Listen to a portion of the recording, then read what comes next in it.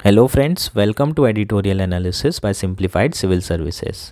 आज 22 जनवरी को हम लोग 4 आर्टिकल डिस्कस करेंगे। चारों आर्टिकल द हिंदू से लिए गए हैं। फर्स्ट आर्टिकल जो डिस्कस करेंगे वो है mosquito fish used to fight mosquitoes has become invasive in India. इस तरीके की इन्वेसिव स्पीशीज़ के बारे में यूपीएससी प्रीलिम्स में बहुत बार पूछा गया है, तो प्री के पर्सपेक्टिव से ये आर्टिकल काफ़ी ज़्यादा इंपॉर्टेंट है। नेक्स्ट आर्टिकल जो डिस्कस करेंगे वो है एशिया असेंडेंट। ये आर्टिकल जो स्लिम प्रोजेक्ट लॉन्च किया गया था जापान के द्वारा, उसकी पार्शियल सक्सेस के बारे में है, उसको डिस्कस करेंगे। ये सक्सेस पार्शियल क्यों है, ये सारे पॉइंट्स को भी डिस्कस किया जाएगा। हमारा जो नेक्स्ट आर्टिकल है वो है post office act, it's unbridled power of interception. ये आर्टिकल आपके मेंस के पर्सपेक्टिव से बहुत ही ज़्यादा इंपॉर्टेंट है, प्रीलिम्स के पर्सपेक्टिव से भी ठीक ठाक इंपॉर्टेंट है। दोनों एस्पेक्ट कवर करेंगे। और हमारा लास्ट आर्टिकल है a revival of IMEC economic corridor idea amid choppy geopolitics. इसमें IMEC कॉरिडोर के बारे में चर्चा करेंगे, जो आपके प्री के लिए इंपॉर्टेंट है, और मेंस में आप इसको कैसे यूज़ कर सकते हैं इस पर भी चर्चा की जाएगी। अगर आपको हमारा कंटेंट पसंद आ रहा है तो प्लीज़ आप लोग लाइक करिए, कमेंट करिए, शेयर करिए, सब्सक्राइब करिए। अगर आप इसकी PDF चाहते हैं तो आप हमारा टेलीग्राम चैनल ज्वाइन कर सकते हैं, जिसकी लिंक आप अगर मोर में क्लिक करेंगे तो आपको मिल जाएगी। साथ ही आप सिंप्लीफाइड सिविल सर्विस टेलीग्राम में सिंपली सर्च भी करेंगे तो आप लोग हमारा ग्रुप ज्वाइन कर सकते हैं, जिसमें बहुत सारे प्रीलिम्स से रिलेटेड मटेरियल भी आपको प्रोवाइड किए जाते हैं। आइए शुरू करते हैं हमारा एनालिसिस। हमारा फर्स्ट आर्टिकल है mosquito fish used to fight mosquitoes has become invasive in India. यह आर्टिकल द हिंदू में आया है। प्रीलिम्स 2024 के पर्सपेक्टिव से इंपॉर्टेंट है, मेंस के लिए बिल्कुल भी इंपॉर्टेंट नहीं है। प्रीलिम्स में आपको ऐसे क्वेश्चंस पूछे जाते हैं इन्वेसिव स्पीसीज से रिलेटेड जो रिसेंटली न्यूज़ में है। मॉस्किटो फिश के बारे में समझेंगे, इन्वेसिव स्पीसीज क्या होती है इसको समझेंगे। आर्टिकल शुरू करते हैं। आया क्यों है ये समझते हैं। आंध्र प्रदेश, उड़ीसा और पंजाब की सरकार और NGOs के द्वारा रिसेंटली लोकल वाटर बॉडीज़ में मॉस्किटो फिश को रिलीज़ किया जा रहा है टू एड्रेस मॉस्किटो मीनेंस। मॉस्किटो से होने वाली परेशानियों को डील करने के लिए मॉस्किटो फिश को वाटर बॉडीज़ में, लोकल वाटर बॉडीज़ में 3 स्टेट की सरकार और NGO के द्वारा रिलीज़ किया जा रहा है। बहुत ज़्यादा इम्पॉर्टेंट है इसका रिलीज़ करना।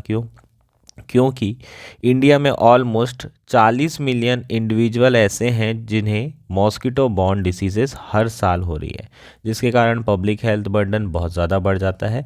इसलिए मॉस्किटो फिश इंडिया में बहुत ज़्यादा रिलीज़ की जाती है।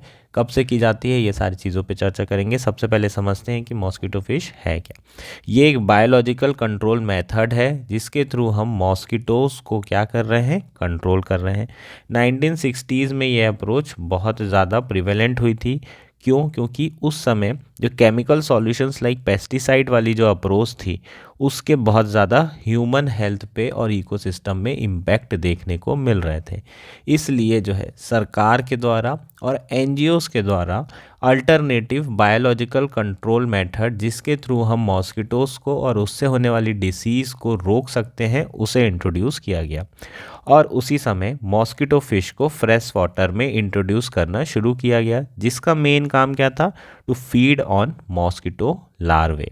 अगर आप मॉस्किटो साइकिल की बात करें, उनकी लाइफ साइकिल की, तो जो अडल्ट मॉस्किटोज़ होते हैं वो जो है एग रिलीज़ करते हैं वाटर बॉडीज़ में, वो एग ब्रेक होते हैं, फिर लार्वे बनते हैं, उसके बाद पूपा बनते हैं और उसके बाद अडल्ट मॉस्किटो बनते हैं। इस स्टेज में जो मॉस्किटो फिश है वो क्या कर लेती है, इस लार्वे को फीड कर लेती है, खा लेती है। तो जो पॉपुलेशन है मॉस्किटो की वो बहुत तेज़ी से नहीं बढ़ती, उसकी पॉपुलेशन बहुत जल्दी कंट्रोल हो जाती है। इसलिए मॉस्किटो फिश को क्या किया जाता है, रिलीज़ किया जा रहा है, इसलिए ही इसे इंट्रोड्यूस किया जा रहा है। Many of them were considered to be environmental friendly and sustainable. Among mosquito predator were the 2 species of mosquito fish, Gambusia affinis and Gambusia holbrooki। ठीक है, 2 ऐसी स्पीसीज जो कि बहुत ज़्यादा फेमस है, वो कौन सी है, गम्बूसिया अफिनिस और गम्बूसिया होलब्रूकी। ये जो फिशेस हैं ये बहुत ज़्यादा जो है तेज़ी से प्लोरीफेरेट हो रही हैं पूरे वर्ल्ड में। ये 2 स्पेशल स्पीशीज़ हैं जो बहुत ज़्यादा तेज़ी से मॉस्किटो फिश की क्या हो रही हैं, प्लोरीफेरेट हो रही है, स्प्रेड हो रही है।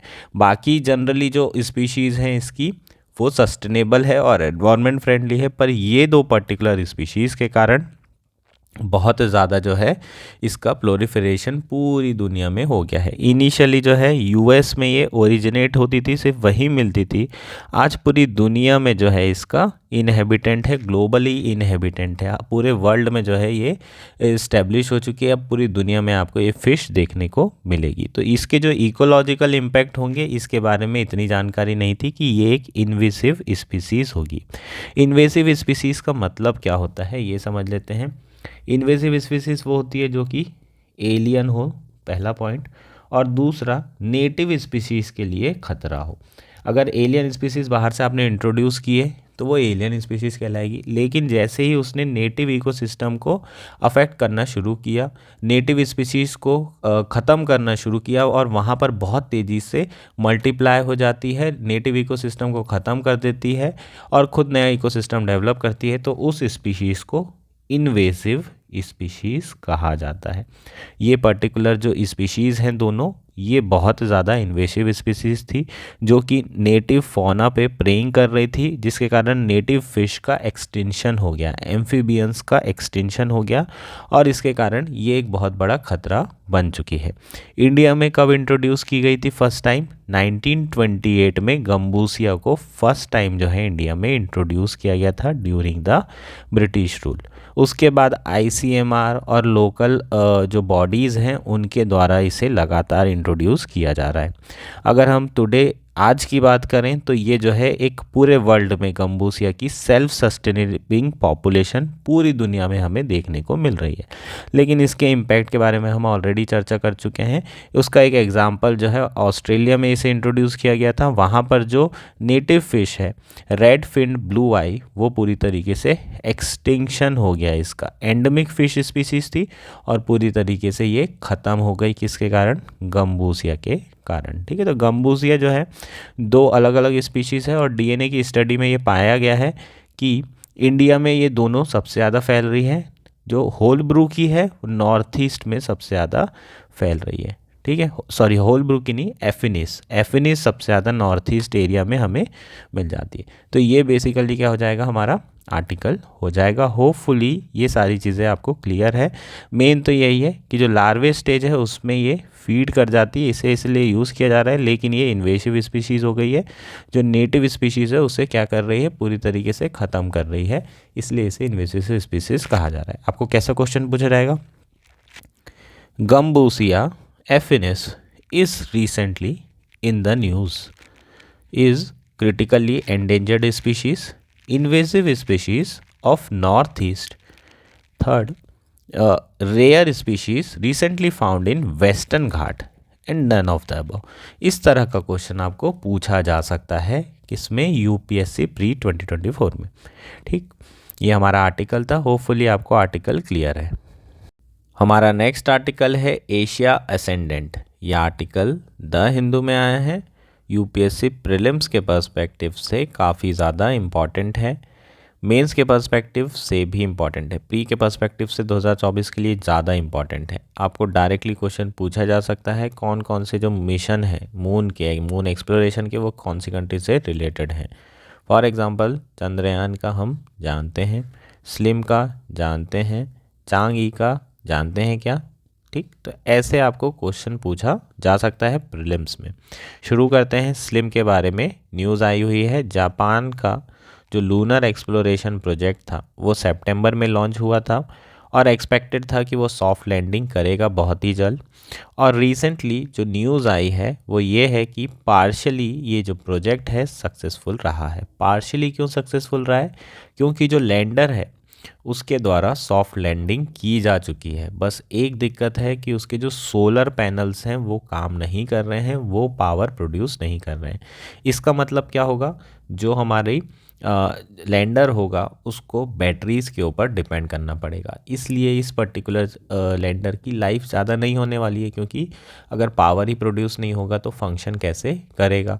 किस तरीके से डेटा ट्रांसमिट करेगा। अभी तक के सारी चीज़ें ठीक है, बस एक ही प्रॉब्लम है कि सोलर पैनल प्रोड्यूस नहीं कर रहे हैं पावर, लेकिन बाकी चीज़ें अभी तक सही हो रही है। बैटरीज से जो चीज़ें चल रही है, ट्रांसमिटिंग डेटा प्रॉपर हो रहा है और किसी तरह का डैमेज भी नहीं देखने को मिला है लैंडर में। तो इसी के साथ जो जापान है वो 5th कंट्री हो गई है जो कि सॉफ्ट लैंडिंग मून पर कराने में सक्सेसफुल हो गई है। 5th कंट्री हो गई है, इसका मतलब कौन कौन सी और कंट्रीज़ हैं? यूएस, रशिया, चाइना, इंडिया और 5th हो गई जापान। ये इसी ऑर्डर में है, ठीक है। तो ये बेसिकली क्या है, बहुत बड़ा अचीवमेंट है जापान के लिए भी और इंडिया के लिए भी इम्पॉर्टेंट है। क्यों है वो समझेंगे।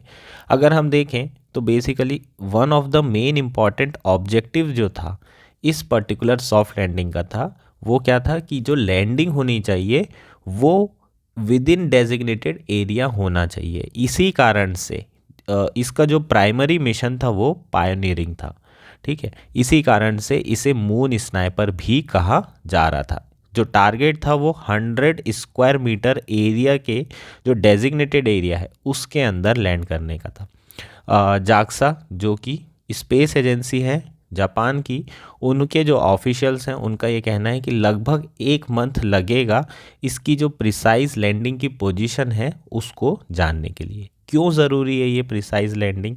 क्योंकि अगर मान लीजिए आपने यहाँ टारगेट किया, ठीक है, और बहुत दूर जाके रोवर आ रहा है तो उसे बहुत ज़्यादा ट्रैवल करना पड़ेगा। और जो सदर्न साइड है मून का, वहाँ की जो टेरेन है वो बहुत ज़्यादा रफ़ है, तो बहुत ज़्यादा चांसेस हैं कि आपका जो लैंडर होगा वो इस प्रोसेस में टूट सकता है, उसको बहुत ज़्यादा नुकसान हो सकता है और बहुत ज़्यादा समय भी जाएगा। अगर हमें किसी पर्टिकुलर साइट पे भेजना है जहाँ के आसपास का एरिया बहुत ज़्यादा रफ़ है, वहाँ नहीं पहुँचा जा सकता, तो वो कैपेबिलिटी आपके पास होना चाहिए उस पर्टिकुलर एरिया पे लैंडिंग कराने की। स्पेशली इंडिया के पर्सपेक्टिव से इसलिए इम्पॉर्टेंट है ये क्योंकि इंडिया और जापान दोनों मिलके लूपेक्स मिशन जो है प्लान कर रहे हैं, लोनर पोलर एक्सप्लोरेशन मिशन, जिसमें जो है इंडिया लैंडर प्रोवाइड करेगा। और जो जापान है उसका मेन क्या काम था, स्नाइपर वाला ही था कि पर्टिकुलर एरिया पे वो क्या करेगा, लैंडिंग करेगा। तो ये सारी चीज़ें किसके ऊपर डिपेंड कर रही थी? जो लूपेक्स मिशन है वो किसके ऊपर डिपेंड कर रहा था? स्लिम की सक्सेस के ऊपर। और अभी तक के तो कोई डेटा नहीं आया है, एटलीस्ट ये सॉफ्ट लैंडिंग कर चुका है। अब जब डेटा आएगा तब हमें पता चलेगा कि ये जो पिन पॉइंट लैंडिंग थी वो हुई या नहीं हुई, और लूपेक्स मिशन में किस तरीके से हमें फोकस करना होगा पिन पॉइंट मिशन के ऊपर या पिन पॉइंट लैंडिंग के ऊपर। अगर हम बात करें तो इस वक्त चाइना जो है बहुत सारे ऐसे मिशन हैं जो कि मून के लिए प्लान कर रहा है। ऐसे मिशन प्लान कर रहा है जिसके थ्रू सैंपल रिटर्न वापस लाया जा सके मून से। इसके अलावा यूएस की बहुत सारी प्राइवेट ऑर्गेनाइजेशन है, प्राइवेट कंपनीज़ हैं जो कि मून मिशन पे फोकस कर रही है। लेकिन रशिया और यूएस की बात करें तो वो ऑलमोस्ट मून से है ना ऊपर उठ चुके हैं, अब उनको इसकी ज़रूरत नहीं है। उनका सारा फोकस मार्स और बाकी जो है एक्सोप्लैनेट के ऊपर है। तो मेनली जो मून मिशन है वो कौन लीड कर रही है? चाइना, जापान और इंडिया। तो इस तरीके से एशिया का जो है लूनर मिशन, एक्सप्लोरेशन मिशन में हमें रेस देखने को मिल रही है।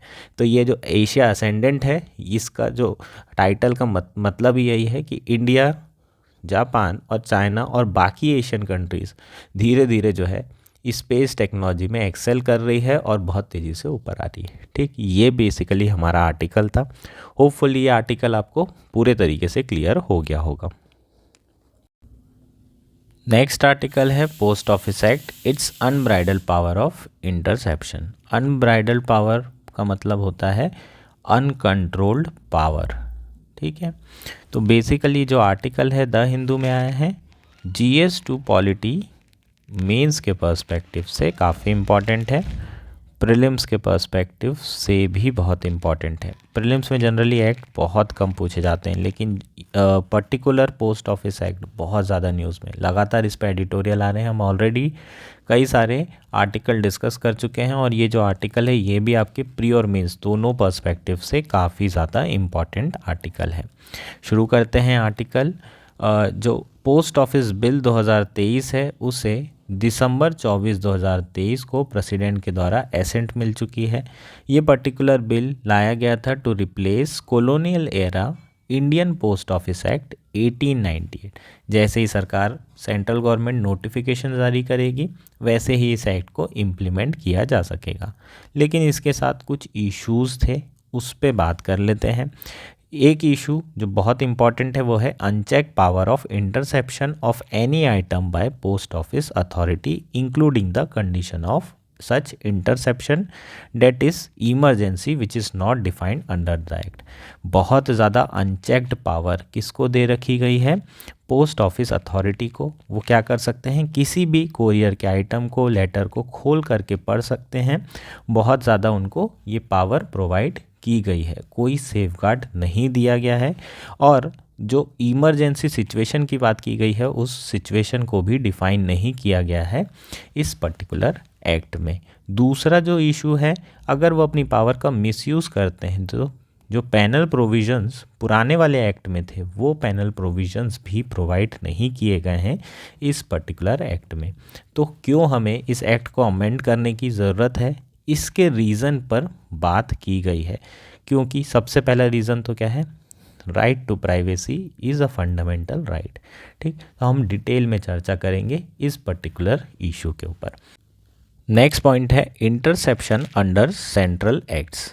इंटरसेप्शन किन किन एक्टों के द्वारा किया जा सकता था, सरकार कौन से एक्ट हैं जिससे इंटरसेप्शन की पावर लेती थी, इनको समझ लेते हैं। पहला एक्ट जो कि बहुत इंपॉर्टेंट है वो है टेलीग्राफ एक्ट 1885। इसके थ्रू सरकार जो है फ़ोन टैपिंग करने की जो पावर है वो ले सकती थी। और इसी तरह का एक और एक्ट था इंडियन वायरलेस टेलीग्राफी एक्ट 1993। ये दो एक्ट के थ्रू फ़ोन को टैप करने की पावर सरकार जो है किस एक्ट से ले रही थी? इन्हीं दो पर्टिकुलर एक्ट से। इसको रिसेंटली टेलीकम्युनिकेशन बिल 2023 से रिप्लेस किया गया है, जिसे प्रेसिडेंट के द्वारा एसेंट मिल चुकी है। इसमें भी नोटिफिकेशन जारी किया जाएगा और जैसे ही नोटिफिकेशन जारी होगा उसी तरीके से ये एक्ट इम्प्लीमेंट होना शुरू हो जाएगा। टेलीकम्युनिकेशन एक्ट में सेक्शन 22 बिल्कुल सिमिलर है सेक्शन 52 के ऑफ टेलीग्राफ एक्ट, जिसमें बात की गई है इंटरसेप्शन ऑफ मैसेजेस की। इस प्रोविज़न में क्लियरली जो है क्या कहा गया है कि सेंट्रल गवर्नमेंट को रूल्स नोटिफाई करने पड़ेंगे on the precautions to be taken preventing the improper interception. जो सेक्शन 20 है उसमें बात की गई है कि सेंट्रल गवर्नमेंट क्या करेगी? रूल्स लेके आएगी, सेफगार्ड प्रोवाइड करेगी फॉर इम्प्रॉपर इंटरसेप्शन। जब तक के 20 सेक्शन नहीं आएगा तब तक के एक्ट जो है प्रॉपरली इम्प्लीमेंट नहीं हो सकता। ठीक है, तो सरकार सबसे पहले क्या करेगी? रूल्स नोटिफाई करेगी और उसमें सेफगार्ड्स प्रोवाइड करेगी। ठीक, नेक्स्ट एक्ट जिसके थ्रू इंटरसेप्शन हो सकता है वो कौन सा है? Information technology act 2000। ठीक है, हम लोग मैसेज जो फ़ोन पे मैसेजेस कर रहे हैं उसका इंटरसेप्शन, व्हाट्सएप पे जो मैसेजेस कर रहे हैं उसका इंटरसेप्शन किस तरीके से किया जा सकता है? आईटी एक्ट के थ्रू किया जा सकता है। इसमें प्रोविजंस हैं इंटरसेप्शन के। कैसे प्रोविजंस हैं? Interception of any information through any computer source to the necessary requirement does not call for occurrence of any public emergency और any demand in the interest of public safety as per the telegraph act और telecommunication act. IT act के अंदर जो है हम interception of any information कर सकते हैं जो भी कंप्यूटर सोर्स से निकली है या कंप्यूटर उसका सोर्स है। लेकिन जो आईटी एक्ट है वो टेलीकम्युनिकेशन एक्ट के जैसे सेफगार्ड प्रोवाइड उसमें नहीं किए गए हैं। ये एक्ट बहुत ज़्यादा ब्रॉडर है। इसमें पब्लिक इमरजेंसी या फिर इंटरेस्ट ऑफ पब्लिक सेफ्टी ऐसे टर्म यूज़ नहीं किए गए हैं फॉर इंटरसेप्शन, है ना। इंटरसेप्ट करने के लिए कोई पब्लिक इमरजेंसी हो तभी आप इंटरसेप्शन कर सकते हैं अंडर द टेलीकम्युनिकेशन एक्ट, या फिर नेशनल इंटरेस्ट हो तभी आप जो है क्या कर सकते हैं? इंटरसेप्शन कर सकते हैं। लेकिन आईटी एक्ट में ऐसी कोई रिक्वायरमेंट प्रोवाइड नहीं है, इसलिए जो आईटी एक्ट है इसके अंदर इंटरसेप्शन करना बहुत ही आसान है। लेकिन इसके बावजूद भी सरकार के द्वारा कुछ सेफगार्ड प्रोवाइड किए गए हैं रूल्स में। जो रूल्स लाई थी सरकार, वो कब लाई थी? 2009 में, अक्टूबर 2009 में सरकार के द्वारा प्रोसीजर और सेफगार्ड्स जो है लेके आया गया था, जिसके थ्रू जो है जो इंटरसेप्शन है वो हो रहा था और वो सेफगार्ड प्रोवाइड किए गए थे ताकि लोगों की प्राइवेसी भी बची रहे। The interception of phone under the telegraph act continue without any procedural safeguard in place till the supreme court of India in PUCL versus union of India laid down the procedure and safeguard to check arbitrariness and misuse of power by authority। जो telegraph act है उसमें interception लगातार चल रहा था जब तक कि सुप्रीम कोर्ट के द्वारा PUCL versus union of India में सेफगार्ड और प्रोसीजर प्रोवाइड नहीं किया गया। सुप्रीम कोर्ट ने इस पर्टिकुलर वर्डिक्ट में क्या कहा कि जो इंटरसेप्शन है वो आर्टिकल 19 का वायलेशन है, क्योंकि अगर आप किसी के बीच की भी टेलीफोनिक कन्वर्सेशन को टैप करते हैं तो वो उस पर्टिकुलर पर्सन के right to freedom of expression का इन्फ्रिंजमेंट होगा। इसके साथ साथ जो कोर्ट है उन्होंने ये भी कहा था कि ये बेसिकली राइट टू प्राइवेसी है और राइट टू प्राइवेसी को फंडामेंटल राइट सबसे पहली बार सुप्रीम कोर्ट के द्वारा 1996 में रिकॉग्नाइज किया गया था अंडर आर्टिकल 21। इसलिए जो है उन्होंने कहा था चूँकि ये अंडर आर्टिकल 21 है तब तक इसे वायलेशन नहीं किया जा सकता जब तक कि प्रोसीजर इस्टेब्लिश्ड बाय लॉ नहीं लाई जाए और जब तक कि आप सेफगार्ड मैकेनिज़्म नहीं लाते। जो आप एक्ट बना रहे हैं वो एक्ट कैसा होना चाहिए? It must be just, fair and reasonable. कोई आर्बिट्री एक्ट नहीं होना चाहिए, कोई आर्बिट्री प्रोसीजर नहीं होना चाहिए, उसमें सेफगार्ड देना बहुत ही ज़्यादा ज़रूरी है। उसके अलावा जो कोर्ट है उन्होंने एलोबरेट किया था the occurrence of public emergency और पब्लिक सेफ्टी के ऊपर, ठीक है, इस पे भी उन्होंने चर्चा की थी और क्लैरिफाई किया था कि जब तक कि ये दोनों में से एक कंडीशन मैट नहीं हो जाती, कितना भी इमरजेंसी इशू क्यों ना हो, interest of sovereignty, integrity of nation, security of the state, कुछ भी जो है क्वेश्चन हो, लेकिन जब तक कि ये दोनों चीज़ें ऑकर नहीं होती है तब तक के आप क्या नहीं कर सकते? फ़ोन टैपिंग नहीं कर सकते। और उसी के बाद जो है सरकार के द्वारा टेलीग्राफ रूल्स लेकर आए गए थे, ठीक। 2009 में IT रूल्स लेकर आए थे जिसमें सेफगार्ड प्रोवाइड किए गए सेंट्रल गवर्नमेंट के द्वारा। तो बेसिकली ये एक्ट क्या है? ये बता रहे हैं कि ऑलरेडी इंटरसेप्शन के लिए सरकार के द्वारा सेफगार्ड प्रोवाइड किए जा रहे हैं। टेलीकम्युनिकेशन एक्ट में प्रोवाइड किया गया, IT एक्ट में भी प्रोवाइड किया जा रहा है। तो फिर जो हमने पोस्ट ऑफिस एक्ट है उसमें ये इंटरसेप्शन प्रोवाइड क्यों नहीं किए हैं, ये सबसे बड़ा मुद्दा निकल कर आ रहा है, ठीक है। एक और रूलिंग थी सुप्रीम कोर्ट की जिसमें उन्होंने ये कहा था कि अगर हम कोई भी कॉन्फिडेंशियल चीज़ पोस्ट ऑफिस को देते हैं तो हम लोग अपनी प्राइवेसी सौंप नहीं रहे हैं। ऐसा नहीं है कि हम उन्हें कॉन्फिडेंस में दे रहे हैं कि आप कोरियर कर दीजिए तो वो जो है उस पर्टिकुलर इन्फॉर्मेशन को कंज्यूम कर सकते हैं, अभी भी हमारी प्राइवेसी रिटेन रहेगी। ऐसा सुप्रीम कोर्ट ने district registrar and collector Hyderabad and ANR versus central bank 2005 में जो है कहा था। अगर कोई भी डॉक्यूमेंट हम किसी को दे भी रहे हैं कस्टडी के लिए, किसी जगह पहुंचाने के लिए, तो उससे हमारी जो प्राइवेसी है वो ख़त्म नहीं होती है। 2017 में पुट्टा स्वामी केस में ऑब्वियसली सबको पता है कि सुप्रीम कोर्ट के द्वारा राइट टू प्राइवेसी को फंडामेंटल राइट करार दिया गया था अंडर द आर्टिकल 21, ठीक। तो अगर हम पोस्ट ऑफिस एक्ट में कोई सेफगार्ड नहीं प्रोवाइड करते इंटरसेप्शन के लिए तो वो क्या है? राइट टू प्राइवेसी एक्ट का वायलेशन है।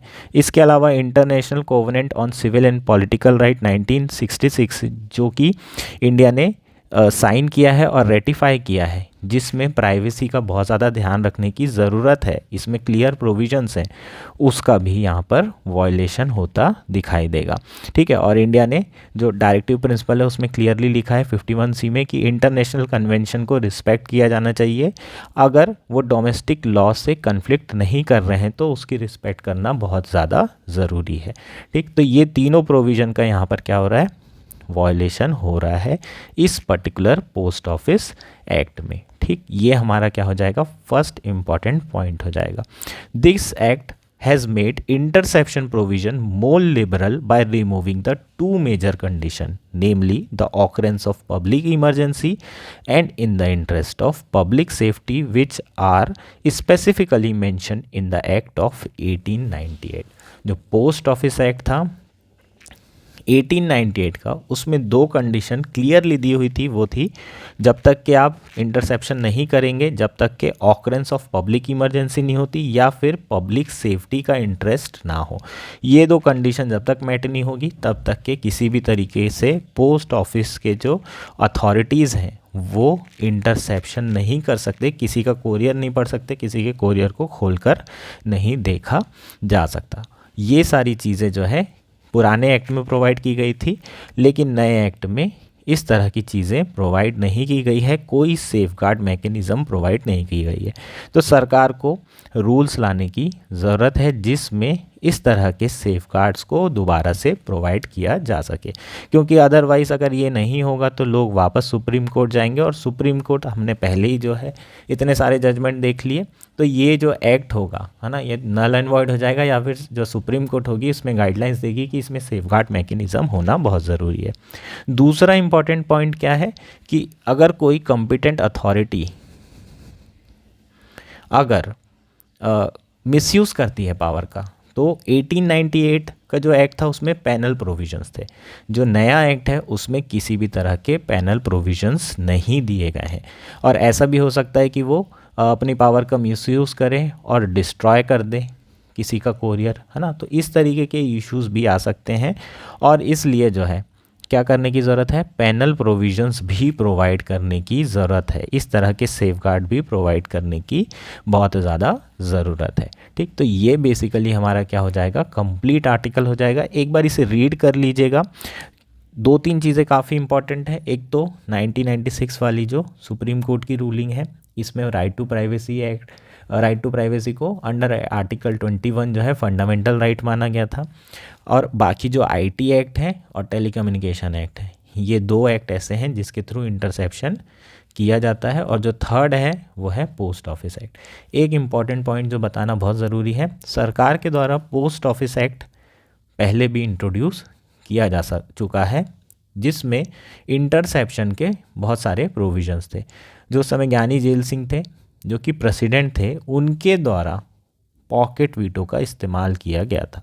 अगर आप जब भी लक्ष्मीकांत पढ़ेंगे उसमें पोस्ट ऑफिस एक्ट की बात की जाती है, जिसमें पोस्ट ऑफिस बिल की बात की जाती है, जिसमें पॉकेट वीटो का इस्तेमाल हुआ है। इसको एग्जाम्पल की तरह यूज़ किया जाता है। तो होपफुली ये चीज़ें आपको अब क्लियर हो गई होंगी क्यों जो है ज्ञानी जेल सिंह जी जो प्रेसिडेंट थे उस समय के, उन्होंने इस पर्टिकुलर बिल में साइन नहीं किया, क्योंकि राइट टू प्राइवेसी का वायलेशन हो रहा था। ठीक, ये हमारा आर्टिकल था। होपफुली ये आर्टिकल आपको क्लियर हो चुका है। हमारा लास्ट आर्टिकल है a revival of IMEC idea amid choppy geopolitics. ये आर्टिकल द हिंदू में आया है। GS to IR मेंस के पर्सपेक्टिव से काफ़ी इम्पॉर्टेंट है, प्रीलिम्स के पर्सपेक्टिव से बहुत ज़्यादा इम्पॉर्टेंट है। 2024 के लिए IMEC कॉरिडोर आपको डायरेक्टली प्री में पूछा जा सकता है। मेंस के पर्सपेक्टिव से भी बहुत इम्पॉर्टेंट है, क्योंकि IMEC जो कॉरिडोर है वो एक अल्टरनेटिव रूट प्रोवाइड कर रहा है इंडिया से कहाँ पर, यूरोप तक। तो ये जो अल्टरनेटिव रूट है ये आपके सॉल्यूशन में आ सकता है। जो रीसेंट वेस्ट एशिया में इनस्टेबिलिटी हो रही है उसके रिस्पेक्ट में जो आप सॉल्यूशन प्रोवाइड कर सकते हैं वो IMEC कॉरिडोर होगा। ठीक, अब IMEC कॉरिडोर के आइडिया को रिवाइव करने की ज़रूरत क्यों है उसे समझते हैं। सबसे पहले IMEC है क्या ये समझ लेते हैं। ठीक है, IMEC है India middle east Europe economic corridor. ठीक, ये कॉरिडोर जो है रिसेंटली लॉन्च किया गया है, जो बहुत सारी कंट्रीज़ को क्या कर रहा है, कनेक्ट कर रहा है मिडिल ईस्ट की इंडिया से और यूरोपियन कंट्री से। ठीक, तो इंडिया को कनेक्ट करने के लिए यूरोप से ये पर्टिकुलर अल्टरनेटिव रूट डेवलप किया जा रहा है। इंडिया इसमें इन्वॉल्व है, UAE है, सऊदी अरेबिया है, जॉर्डन है, इज़राइल है, इटली है, फ्रांस है, जर्मनी है। ये सारी कंट्रीज़ जो है इसमें इन्वॉल्व है। और यूएस का इसमें बहुत बड़ा मतलब इन्वॉल्वमेंट है। ऑब्वियसली यूएस का बहुत बड़ा रोल है इस अल्टरनेटिव रूट को तैयार करने में, ठीक है। उसका बहुत ज़्यादा डिप्लोमेटिकली इन्वॉल्वमेंट है। क्यों इन्वॉल्वमेंट है? क्योंकि बहुत सारी अरब कंट्रीज़ हैं, फॉर एग्ज़ाम्पल जॉर्डन, जिसके रिलेशन बहुत ज़्यादा ख़राब किससे हैं? इज़राइल से। उसके बावजूद भी वो इस रूट के लिए हामी भर रहे हैं, तो कहीं ना कहीं डिप्लोमेटिकली यूएस का बहुत बड़ा इसमें रोल हो जाता है, ठीक। अभी अगर हम बात करें तो हमारे जो सी लाइन ऑफ कम्युनिकेशन है वो कहाँ से जाती है? इस पर्टिकुलर रूट से जाती है, और रेड सी से होते हुए सुएज़ कैनाल से होते हुए मेडिटेरियन सी, और मेडिटेरियन से सी से यूरोपियन कंट्रीज़ में जाती है। इंडिया से कनेक्टिविटी इस तरीके की है। लेकिन रेड सी में हाउदीस रिबेल के द्वारा बहुत ज़्यादा बॉम्बिंग की जा रही है। अब ये जो रूट है ये सेफ़ नहीं रहा, इंश्योरेंस कॉस्ट बहुत ज़्यादा बढ़ गई, लोगों की जान माल का खतरा बढ़ चुका है, ठीक है। तो ये कन्फ्लिक्ट अभी रुकने का नाम नहीं ले रहा। अल्टरनेटिव रूट क्या है? अल्टरनेटिव रूट है यहाँ से अफ्रीका से नीचे से होते हुए, लेकिन इसके साथ प्रॉब्लम क्या है? शिपिंग का जो टाइम है, डिलीवरी है, वो बहुत ज़्यादा बढ़ जाएगी, और टाइम एंड डिलीवरी बढ़ेगी तो फ्यूल कॉस्ट भी तो लगेगा, और फ्यूल कॉस्ट लगेगा तो ओवरऑल जो आपके प्राइसेस के ट्रांसपोर्टेशन कॉस्ट है वो बढ़ेगा, और जो आपके गुड्स हैं उसके प्राइसेस भी बहुत ज़्यादा बढ़ेंगे, तो कॉम्पिटिटिवनेस भी कम होगी। तो इंडिया को अल्टरनेटिव रूट के बारे में सोचना ही होगा फॉर लॉन्ग टर्म विजन, है ना। अगर लॉन्ग टर्म के लिए जो है इंडिया को एक अल्टरनेटिव रूट के बारे में सोचना बहुत ज़्यादा ज़रूरी है, और उसमें IMEC बहुत बड़ा रोल अदा कर सकता है। इस प्रोजेक्ट को दोबारा रिवाइव करने की ज़रूरत है। ये प्रोजेक्ट रिसेंटली लॉन्च हुआ था लेकिन फिर डिरेल हो गया। उसका रीज़न क्या है? क्योंकि इज़राइल पे हमास ने अटैक कर दिया, इज़राइल ने रिटेलिएट किया, और गाज़ा जो स्ट्रिप है उसको ऑलमोस्ट ख़त्म कर चुका है ना। 24,000 से ज़्यादा लोग मर चुके हैं, और अभी भी ये जंग ख़त्म होने का नाम नहीं ले रही। जितनी भी अरब कंट्री है जो कि इज़राइल के साथ रिलेशन बेहतर करने में लगी हुई थी, फॉर एग्ज़ाम्पल अब्राहम एकॉर्ड के थ्रू 4 कंट्री के साथ इज़राइल ने अपने जो रिलेशन है अरब कंट्रीज़ के साथ वो नॉर्मलाइज कर लिए थे। कौन कौन सी 4 कंट्री है ये आप लोग बताएंगे। नेक्स्ट अगर देखें तो सऊदी अरेबिया के साथ भी इनके नेगोशिएशंस चल रहे थे। तो सारी कंट्रीज़ के साथ जो है इज़राइल के नेगोशिएशन चल रहे थे, पीस टॉक्स चल रही थी। तो ये जो प्रोजेक्ट था पॉसिबल था। जब ये प्रोजेक्ट लॉन्च हुआ था तो उसके 60 डेज़ में यूएस ने कहा था कि वो मीटिंग करेंगे और डिटेल्स पे चर्चा की जाएगी, लेकिन ये मीटिंग हुई नहीं क्योंकि हमास ने इज़राइल पे अटैक कर दिया। तो ये बेसिकली डिरेल हो गया था। लेकिन दोबारा से जब हाउदीज़ के द्वारा यहाँ पर अटैक किया जा रहा है रेड सी के ऊपर, तो इंडिया और बाकी कंट्रीज़ को अल्टरनेटिव के बारे में सोचना पड़ेगा, और IMEC बहुत बड़ा रोल इसमें अदा कर सकता है। तो आप इसको एज अ सॉल्यूशन लिख सकते हैं अपने आंसर्स में, वेस्ट एशिया पॉलिसी में, और जो अभी वेस्ट एशिया में कन्फ्लिक्ट चल रहा है उसके लिए इंडिया के लिए बेहतर सॉल्यूशन क्या होगा? IMEC को लॉन्ग टर्म में डेवलप करने का, ठीक। यही हमारा आर्टिकल था। इससे ज़्यादा और कुछ इस पर्टिकुलर आर्टिकल में इम्पॉर्टेंट नहीं है। मुश्किल बहुत है, लेकिन अगर प्रॉपर डिप्लोमेसी के साथ चीज़ें की जाए तो ये अल्टरनेटिव परस्यू किया जा सकता है। और US के जो प्रेसिडेंट का इलेक्शन है वो भी बहुत बड़ा रोल अदा कर सकता है। जो ट्रम्प है अगर वो जीत जाते हैं तो वो जो है बिज़नेस पर्सपेक्टिव से इन सारे प्रोजेक्ट को बहुत सपोर्ट कर सकते हैं। पर एक इशू उनके साथ है कि वो कितना इन्वॉल्व होते हैं वेस्ट एशिया पॉलिटिक्स में। जनरली जब से ट्रम्प जीते थे तो अमेरिका का इन्वॉल्वमेंट जो ओवरऑल वर्ल्ड पॉलिटिक्स है उसमें बहुत ज़्यादा कम हो गया था। तो वेस्ट एशिया पॉलिटिक्स में अगर उनका इन्वॉल्वमेंट ख़त्म हो जाता है तो दिक्कत हो सकती है, लेकिन अगर वो उनका इन्वॉल्वमेंट रहता है तो ये प्रोजेक्ट को आगे परस्यू किया जा सकता है और ये बहुत अच्छा अल्टरनेटिव बन सकता है। ये बेसिकली पूरा आर्टिकल था। आपको यूज़ कहाँ करना है? वेस्ट एशिया से रिलेटेड कन्फ्लिक्ट आता है तो आपको इंडिया के लिए सॉल्यूशन में ये पर्टिकुलर चीज़ आप लिख सकते हैं। प्रीलिम्स में भी ये आ सकता है कौन कौन सी कंट्री इसमें इन्वॉल्व है, ठीक। और ये सी रेल लिंक है, हाँ ये याद रखना है। यहाँ से यहाँ तक सी से कनेक्टिविटी और यहाँ से वाली जितनी कनेक्टिविटी है वो रेल लिंक है, और यहाँ से फिर सी और फिर सी से आगे रेल लिंक, ठीक। तो ये बेसिकली पूरा आर्टिकल था। होपफुली सारे आर्टिकल आपको क्लियर हैं। That's it for today. Thank you and enjoy your day.